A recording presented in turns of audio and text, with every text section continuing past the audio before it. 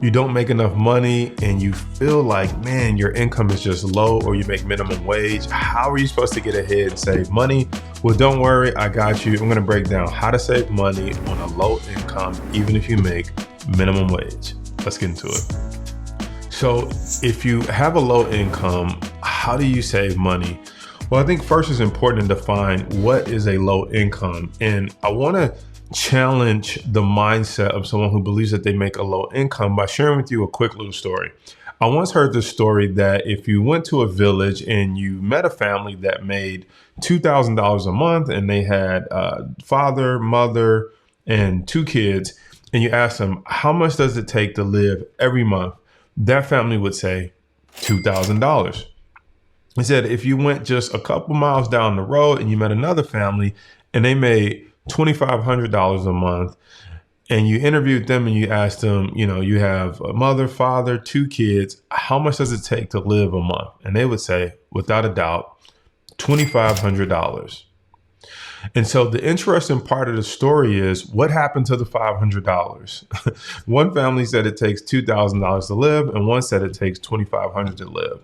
Well, that's what I want to talk to you about, because having a low income means you have to become resourceful, and becoming resourceful means you have to look at what's really important in your life if you're trying to get ahead. So for example, if you have a low income, what's really important for you to survive every day? Typically, I like to put them into 3 categories.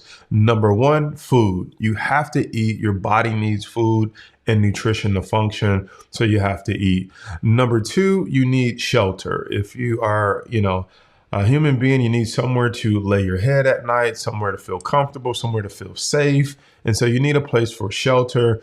And then number 3, depending on where you live, you need some type of transportation, specifically if you're going to get to a job, get to a grocery store, or try to get to some type of opportunity to further your career or better your life. You're just going to need some type of transportation, whether it's public or whether it's private. So now let's take a dive deeper into those 3 things.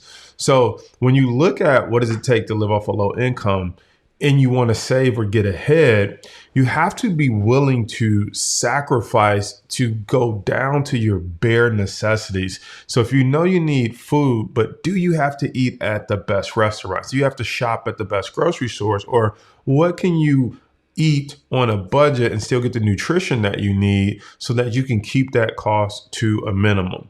When you think about transportation, you may live in a place where you have a car, but there's a difference between driving a Tesla and driving a used reliable car that you paid $5,000 to $10,000 for cash.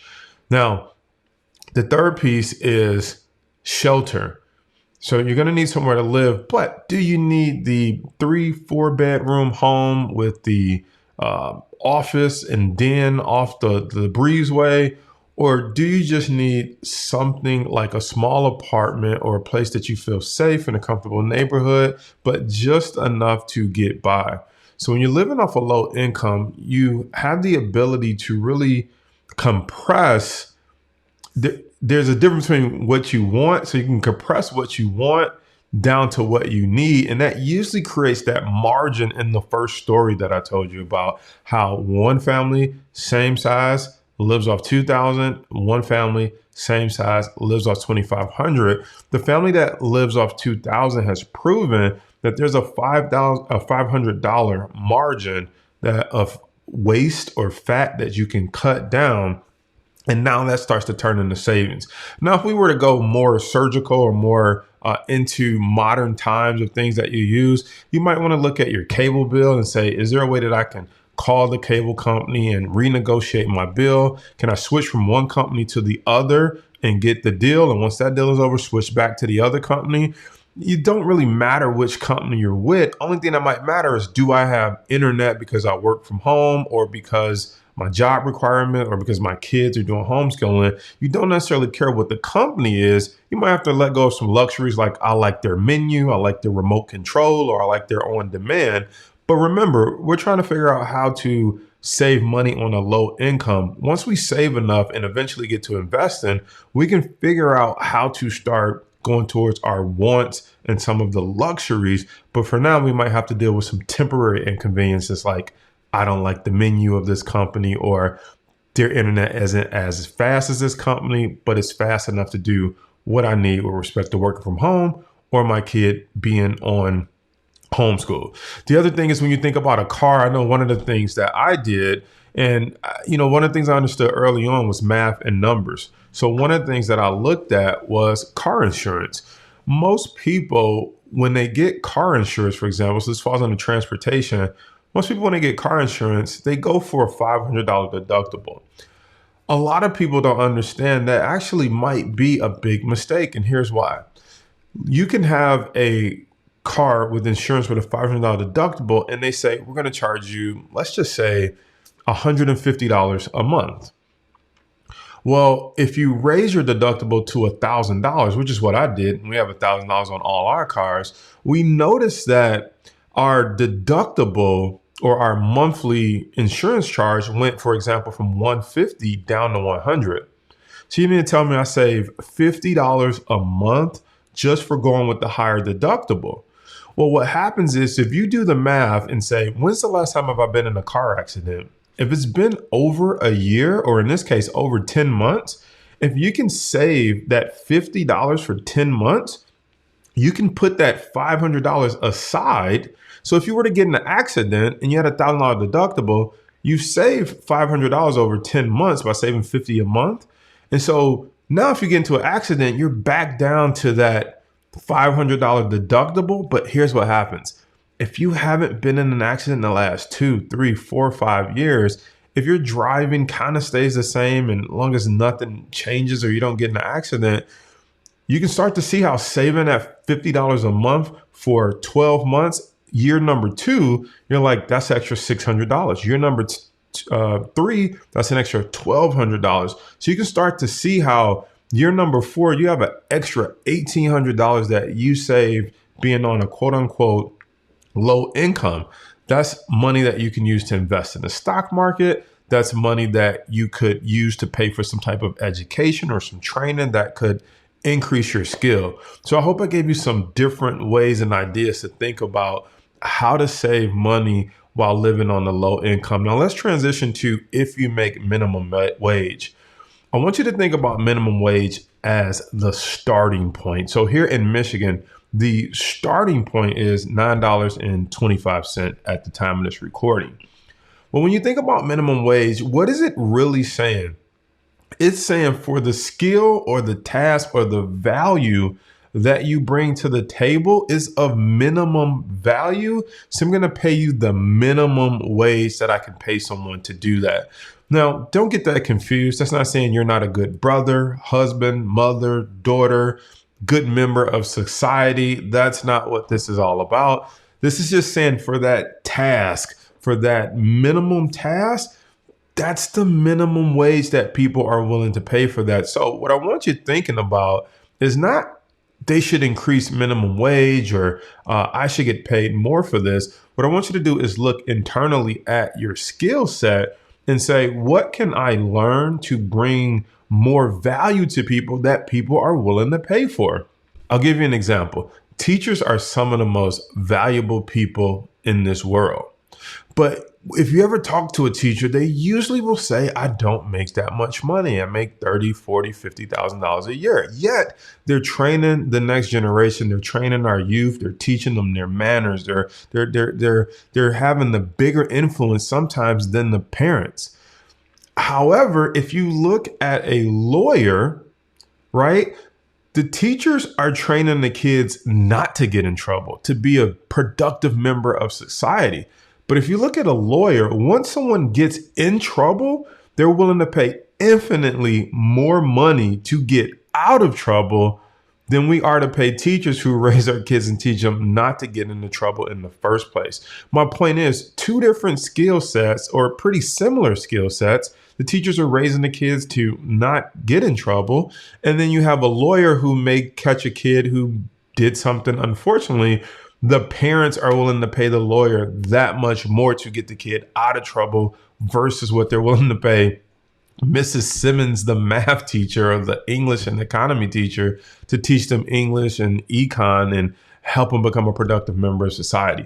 It doesn't make the English teacher or the econ teacher a bad person, and it doesn't make the lawyer a good person. What I'm simply saying is there's a skill set that commands a higher premium, or at least that people are willing to pay more money for. And so when you look at minimum wage, you need to ask yourself, how can I learn a skill to increase my value to the marketplace that people are willing to pay more than what's here in Michigan, the $9.25 for, so that I can start to say, now let me look at my personal finances and see where can I cut, where can I budget, and what can I put in place so that I can save money off this minimum wage and this low income, but start to increase my income and also potentially start to put that money into the stock market. And that's the third thing that I want to think about or talk about is I talk about the stock market more often, but the bigger picture is you want to look at how can you start to add leverage into your life. So if you make a low income, it's a good chance that you probably work a job, and there's nothing wrong with working a job. I worked one for many years, and we have people that work for our team. But what I'm simply saying is when you work, you trade some hours, you get paid. You don't work, you don't get paid. In fact, I found that hourly is typically better than being salary, because when I was salary, I worked 80, 90 hours. And guess what? I never made one penny extra than what I agreed to make when I first signed on the dotted line to get that salary. And so once you start to understand how money works, if I'm a salaried person, I have zero leverage. I can't even work overtime. I can't even just work more hours. Doesn't matter. I'm not going to make any more money than what I was agreed to with that salary. And that's okay. That's not a bad thing. The question is, how do you start to get leverage in your life? And so for me, the stock market is one of those opportunities to get leverage. It just simply means, can something else work alongside me while I'm working my hourly job or while I'm working my salary job? So can there be something that's also at work while I'm at work as well? Does that make sense? So if I'm at work and my money is at work from 9 to 4 o'clock in the stock market, now my money has the ability to give me leverage. That means if I'm working 8 hours and my money's working 8 hours in the stock market, I now have found a way to work 16 hours. Now that's just one form of leverage. Another form of leverage would be possibly starting some type of small business where you have employees or contractors or a team of people that can work while you're at work. So an example of that is maybe you bought a couple lawnmowers and the kids that are out for the summer want to cut grass, but they don't have a lawnmower. They don't have the money to it. And you say, I'll buy the lawnmower. I'll let you guys cut the grass. And how about we split the profits 50-50? Now, that's just an oversimplified example, but I'm just trying to give you some ideas of things that you can do to create leverage in your life. You could also join a network marketing company, also known as a multi-level marketing company, where you get in and then you recruit some people. And I know some people might say, well, isn't that a pyramid scam? But there are legitimate network marketing companies like Mary Kay that sell makeup, or Tupperware that sells, the food and plastic bowls. You can start to recruit a team. And as your team goes out and have those house parties and sells Tupperware or makeup, you get a small percentage or override, but you're starting to create some type of leverage in your life. So just to recap, if you make a low income or you make minimum wage, number one, you want to look at what does it really take to live, and look at your food, your shelter, your transportation, and then see where you can scale down and where you can cut to the bare minimum. Keep in mind, I'm not saying it's going to be easy. I'm not even saying it's going to be comfortable, but it's a small price to pay to start saving the money to get where you want to be. Number two, if you make minimum wage, or again, if you feel you make a low income, you can start to look at your skill set and say, what other skills can I learn to bring in a higher income? For example, Tim Cook, the CEO of Apple, he has a job. He works for Apple, yet he gets paid hundreds of millions of dollars because he's advanced his skill set to be able to run $1 billion dollar company, if that makes sense. And so even though he has a job, he gets paid significantly different from you and I. So how can you look at your skill set to where you can increase the value you're bringing to the marketplace for whatever the skill it is that people are willing to pay for? Now, keep in mind, that doesn't mean you're going to always like, what you like and what people pay for may be two different things. And you might have to be willing to do some things you don't necessarily like to do, but in order to earn that money so that you can invest and finally get on the other side of freedom. And then the third thing is figuring out a way to have leverage in your life. Is it investing in the stock market? Is it starting, like we said, that lawn care business? Is it joining a multi-level marketing company? Like, what can you do to create leverage? And I'll throw one more out there before we wrap up. It could be starting a vending machine. And some people, when they think about a vending machine, they think about a physical machine that plugs into a wall and there's electricity. And you're like, well, how in the world am I going to get money for a vending machine? Well, let me help you think outside the box. Have you ever went to a doctor or a dentist office and there was just a little box sitting up there with some candy and some chips, and it said, if you take one, put $1 in the box? Well, that's not a big electric vending machine or, this big computerized thing that takes credit cards and electrically sucks in your dollars. That's just you going to the store and buying candy or popping chips at 50 cents and going to your local dentist office and say, hey, I make a low income. I'm trying to raise some money for me and my family. Do you mind if I set this little chips and pop or chips and candy bar little box in your break room? And as people take one, if they could just put $1 in there, and then I'll come back each week, pick it up, replenish it. I'll ask what candy bars they like, they didn't like, and start to bring some of the other things that they might have. I'll take their requests. That is a way of providing value and creating leverage, because that box is sitting in their break room while you're off working your job. Even if that's a minimum wage job, that box is sitting there working for you as those people at the dentist office or medical plaza are going in the back room, say, oh, bag of chips, here's $1. And why would they be willing to overpay $1? Because it's convenient. They don't have to leave, get in their car. Maybe they got a short lunch break. Maybe they're just hungry right then and there, and it's worth $1 to just smash a bag of chips before they see their next patient. And so everyone wins. They have disposable income. You have a box of goodies that are working for you while you're off at your job, creating leverage.